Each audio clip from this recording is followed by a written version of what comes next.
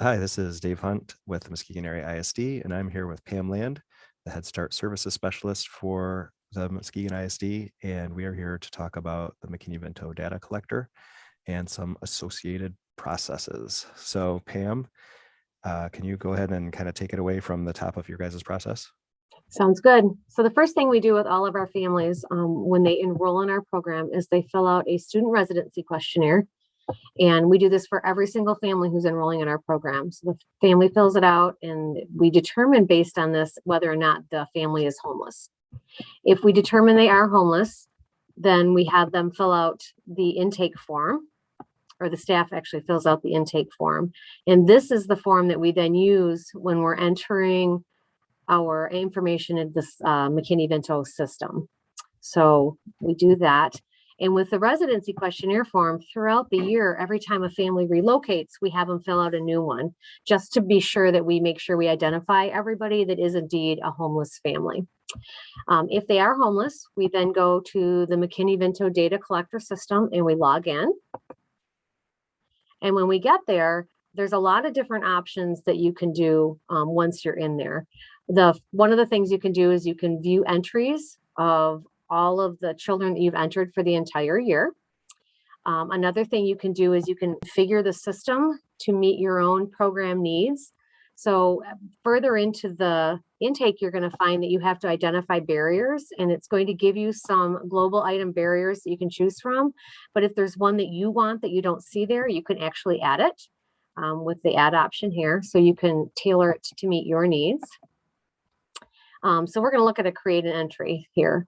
When you get in there to add a student, you'll find that there's a lot of red required sections. You have to fill those out. If you skip one at the end when you try to save, the system's going to bring you right back to where you skipped one, and they won't allow you to move on or finish your entry until it's there. All of this information is taken directly off of our residency questionnaire and our intake form. So when you're creating those systems and what you're going to collect information on, make sure that all of the red required information is part of that.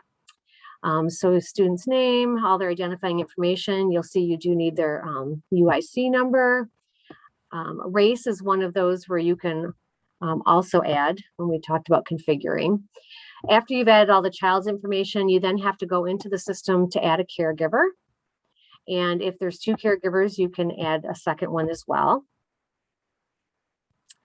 You also need to go in here to add address, which is a required field. And you can do new addresses. So if you have a family that maybe they're in a shelter and then they move into another home, you can actually go back in and edit. I'll show you that later. You can go back in and edit and add new addresses and continue to add them so that you can follow where the family is until they settle into a permanent home. Linked siblings. So there is a tab here for adding other siblings. So if you know of other siblings that are in the school districts, you can add them down here. So their name, their age, their grade level, and all that. But if you think a child may already have a sibling listed, you can just enter their name here and look for them, search for them. And if that information pops up, you just click on it and you're all set. You don't have to add any additional information. And it tags the children together in the system. Section 2 is your eligibility in school section. They want to know such things as when they were ID'd homeless, is it unaccompanied youth, when it started, all that kind of stuff.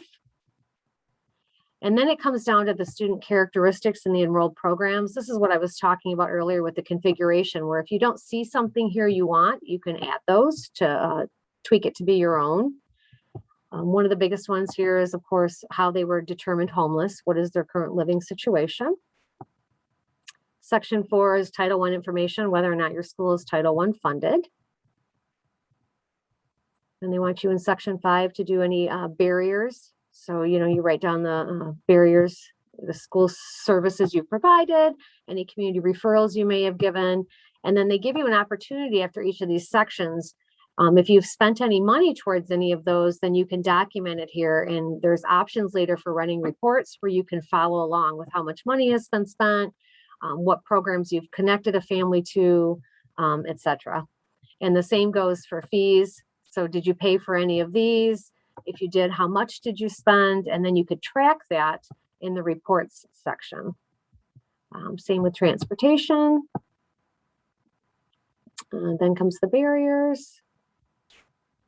And then at the bottom of the report, it has the following items ensure compliance. So you're ensuring that you have documentation that shows they're homeless, which we use our residency questionnaire and intake forms for, that you've informed the family of their rights, and that they're part of our state assessment. And then two of the required ones is that, yes, they are part of our people system, and you've provided the family with a dispute resolution. When you get done and you think you've added all of the information that's required and you hit save, as you can see here, it's telling me I missed a bunch of stuff. So if you go all the way to the top, it'll tell you what you missed. So until I add all of this, the system is not going to accept this child as an entry into the state system. So just so you know, you can also start, and if you're missing information and you need to go check back with someone, you can save a child as a draft and go back to it later. Pam, I noticed that your intake form is like 100% aligned to this. So It is, yes. If there's something on that intake form, it needs to be required into the data tracker too. So Yes. we are going to make this intake form available for everybody. And if you're welcome to customize it for anything that you want to do. However, if you do customize it, you might be missing some things. So, but yes, just wanted to make sure that we make that available for everybody. And one other quick thing, Pam, pretty much all the stuff that has check boxes, those are all those configurable things. So, Yes. and like you mentioned, so if there was anything about, the fees, like you're like, oh, the thing that we spent money on isn't listed here. Well, just you can add that as an option and it'll show up for you. So I thought that's a pretty interesting feature of that. So go ahead, you can finish up with that last section.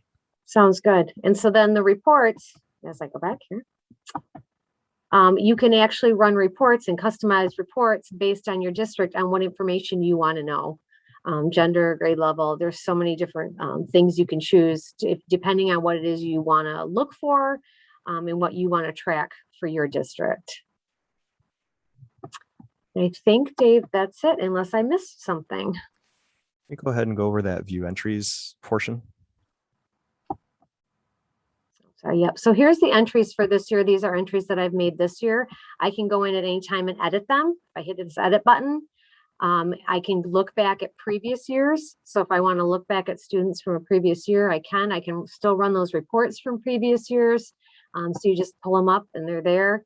And you can also, if you're curious to make sure you've added a child, if you come in here and don't see your name, you can actually create a new entry right from this screen as well with the add new button. All right. I think that was everything that we needed to go over. Really appreciate your time today, Pam. Thank you.